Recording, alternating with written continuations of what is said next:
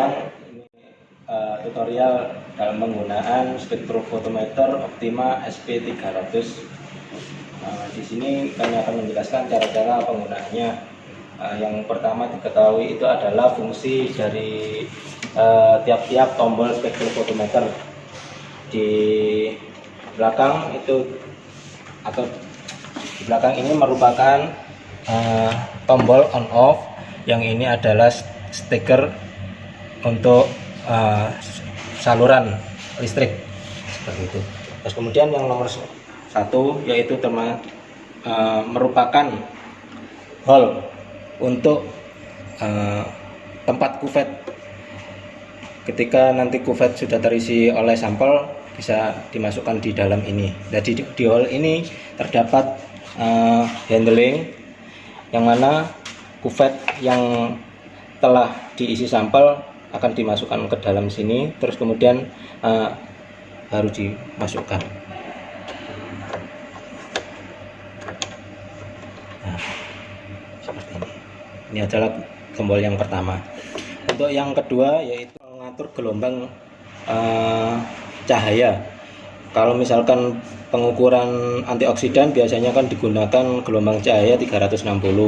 Berarti kita tinggal menggeser seperti ini. Ya. Paskan 360. Terus di depan itu ada tombol display. Ketika gelombang cahaya itu dipindah, display ini akan berubah.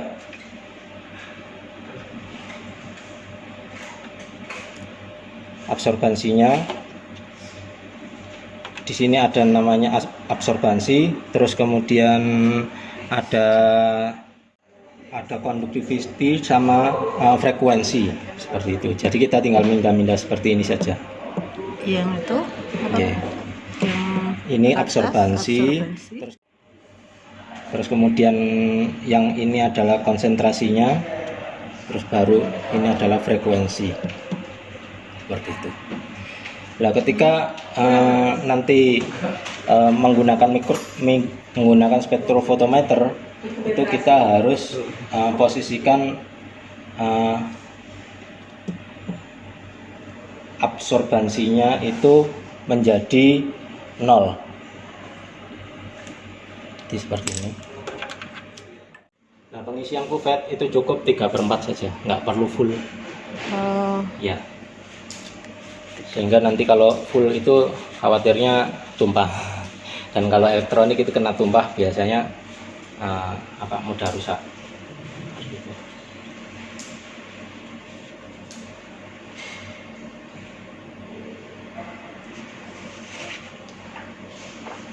Begini, masukkan, kita tutup.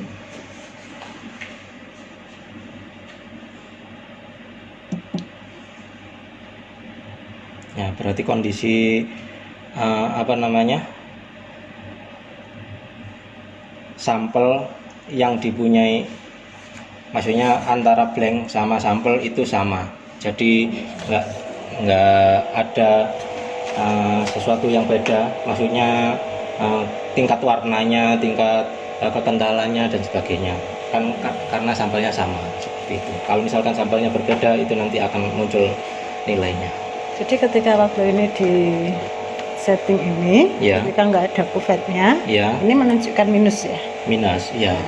Jadi ketika sampel dimasukkan, baru ini nanti menunjukkan angka absorbansinya, ya, gitu ya.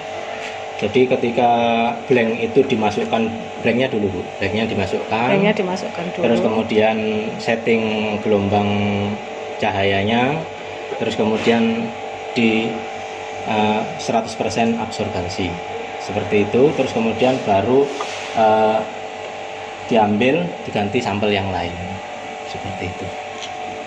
Terus ini bagaimana untuk kuvet yang lainnya diisi dengan larutan sampel. Bagian luar kuvet dibersihkan lalu dimasukkan ke dalam tempat sampel dan ditutup kembali. Skala transmitan dapat dibaca layar 4 itu maksudnya ini Bu. Dan hitung absorbansinya menggunakan A log 2 ini.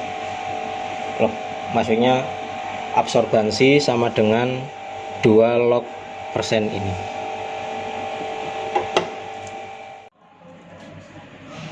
Ini adalah kuvet sebagai blanko. Blanko itu istilahnya sampel 0. Ya. Jangan lupa ketika mengisikan kuvet ke dalam holder spektrofotometri itu yang terang harus berada di konduktor sehingga nanti bisa dibaca pas waktu penanaman spektrofotometri. Ya. Ini sedikit kita posisikan.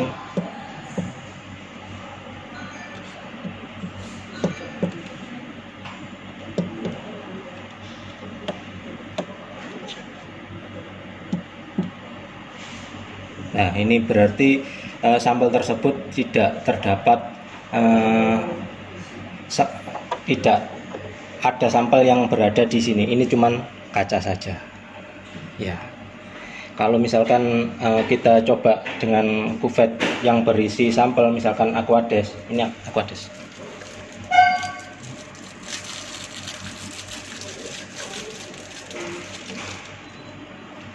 Pemegangan kuvet harus seperti ini, jadi jangan sampai menyentuh yang bening, ya, supaya nanti tidak tergores sehingga memudahkan dalam kita membersihkannya.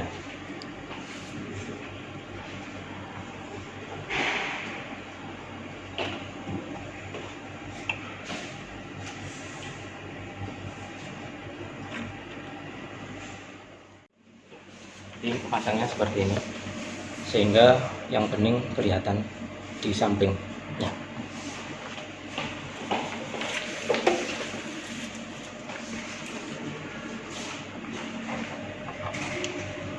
Baru bersihkan seperti ini, terus kemudian disesuaikan dengan gelombang cahayanya.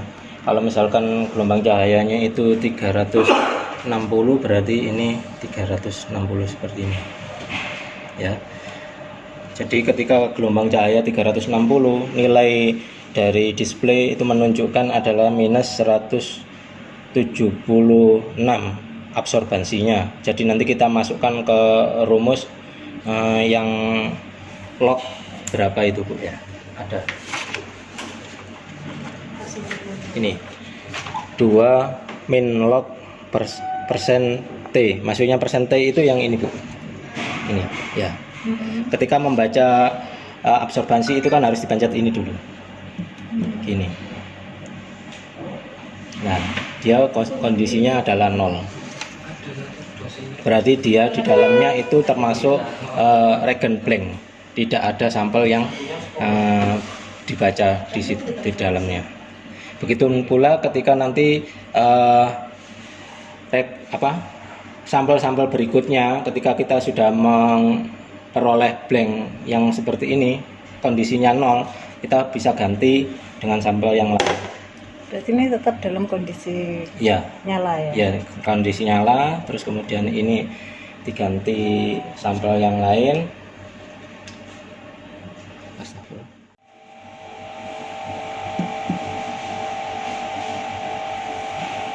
Ya, nilainya menjadi 100.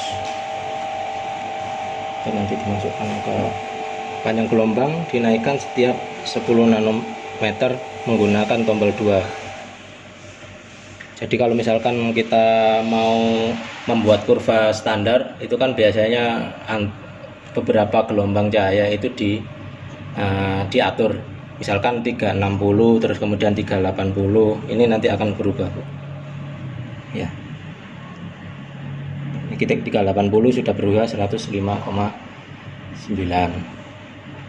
Kemudian kalau misalkan ditinggikan lagi, dia nanti akan menambah lagi, seperti itu. Itu nanti yang menjadikan kurva standarnya, seperti itu.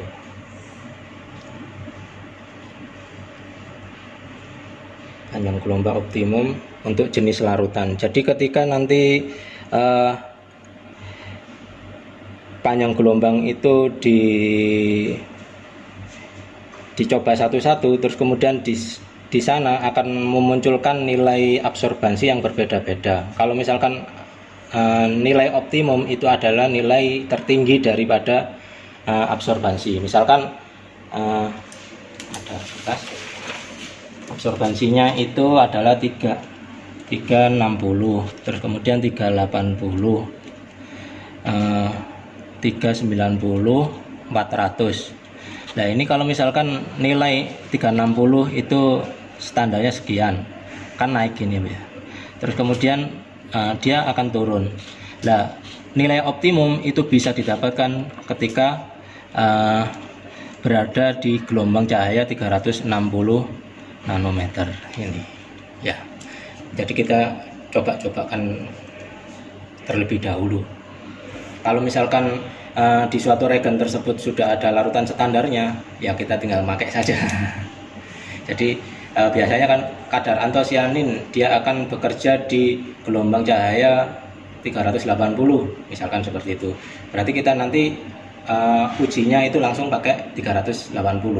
Tapi kalau misalkan kadar antosianin belum diketahui panjang gelombangnya, berarti nanti untuk mencari nilai optimumnya bisa digunakan seperti ini ya. Jadi diputar-putar. Jadi ketika mencari panjang gelombang ini kita pakai larutannya apa? Larutan standar. Misalkan kalau buffer antosianin ya berarti itu. Misalkan buffernya itu pakai buffer fosfat. Oh, jadi hanya pelarutnya aja tanpa antosianinnya gitu ya. Untuk mendeteksi antosianin menggunakan larutan Dangeros atau apa gitu, terus kemudian baru di baca di sini, terus kemudian ditentukan nilai optimum absorbansinya. Ketika diketahui nilai absorbansinya itu ternyata 360 atau 380, berarti nanti ketika membaca sampel-sampel berikutnya itu menggunakan 380 ya. Seperti itu. Ini untuk kalau ini sebenarnya untuk print, cuman di sini nggak disediakan tanpa print kertasnya. tanpa memang Iya tanpa print. tidak Tidak. Motornya itu ada di belakangnya. Ini bisa menggunakan ini USB. Tapi ini beda lagi Bu. Jadi kayaknya USB yang bukan umum untuk print. Jadi sistemnya kalau biasanya kan panjang gelombangnya nanti tinggal di print dan nunjukin kayak gelombang-gelombangnya gini ya Dok. Tapi kalau ini memang karena nggak ada printnya dibacanya secara manual. Ini panjang absorbansi yang bisa terbaca dia cuman sampai 150 nanometer.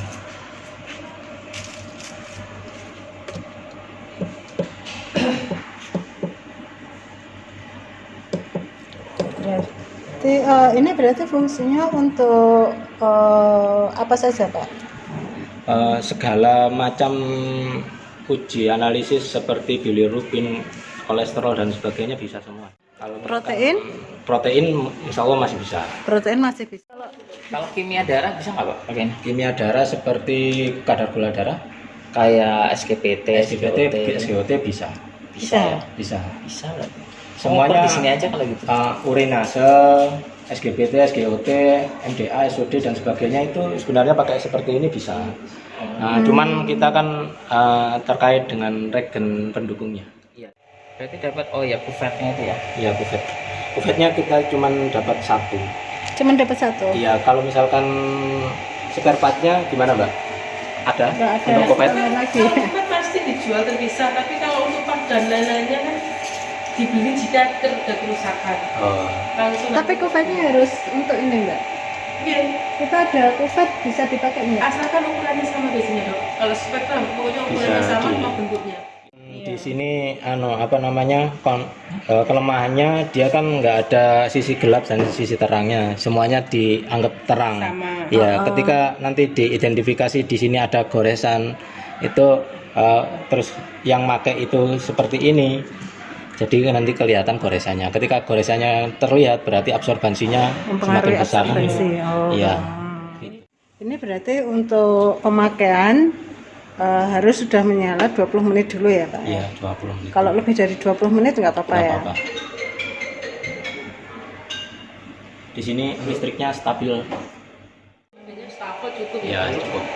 Berarti harus diberikan stafford Ya, ya? supaya nggak mudah kalau ada tegangan putus tiba-tiba itu.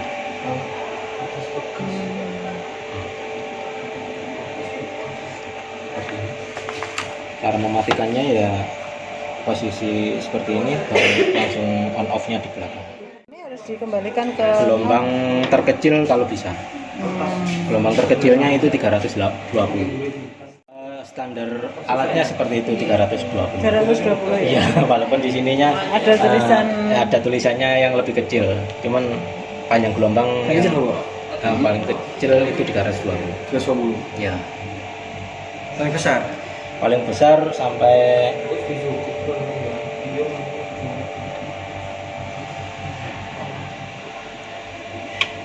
sampai 1000 sih sebenarnya. Ini udah ini ya. 1000 nanometer. SOP-nya Pak ya. Iya.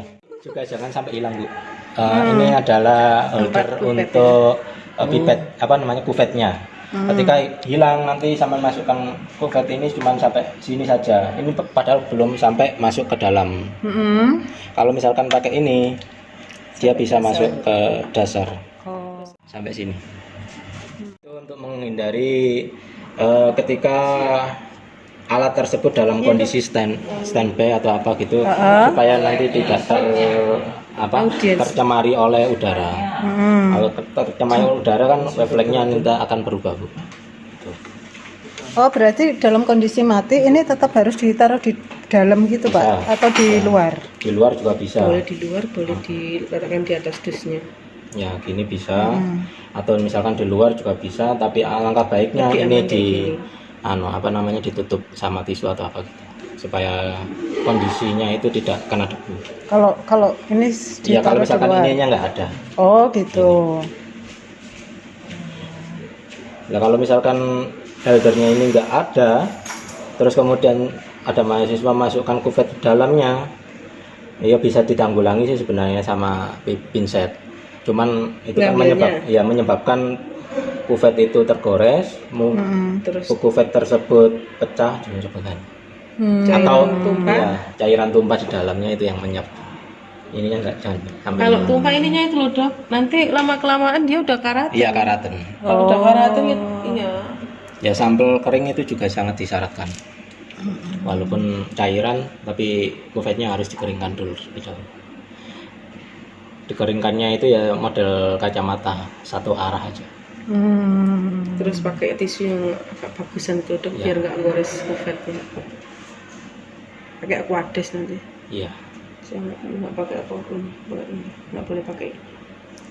Ini kan bahannya itu dari polietilen semacam plastik. Jadi kalau misalkan menggunakan larutan jangan asal misalkan dikasih alkohol dan sebagainya itu. Nanti khawatirnya Lupa sih. Enggak bercak-bercak, Nggih kayak nimbul-nimbul gitu. kadang ke kacamata itu kan banyak kayak kalau kena alkohol kan kayak ada plastik agak belentu-belentu. Iya. Nggih. Kalau plastik kan memang itu nggak boleh kena alkohol. Iya. Udah ketemu mau satu sampel, udah ketemu belangkunya, simpen aja Dok. Kalau kalibrasi udah ada masih dulu. Kalau kalibrasi Kalibrasi untuk pemakaian maksudnya rutin. Kalau pemakaian rutin seperti ini Dok. Jadi kita menggunakan larutan berwarna, terus kemudian diatur panjang gelombangnya, terus kuvet lainnya diisi dengan larutan nomor 2, kuvet dibersihkan, terus kemudian dan nanti absorbansinya dilihat. Nah, dilihat absorbansinya ini nanti disesuaikan. Kalau misalkan gelombang terkecil itu adalah 320, nanti nilainya berapa, terus kemudian seperti yang ini. Oke. Seperti ini. Jadi nanti ada kurva seperti ini. Terus dicari nilai optimum.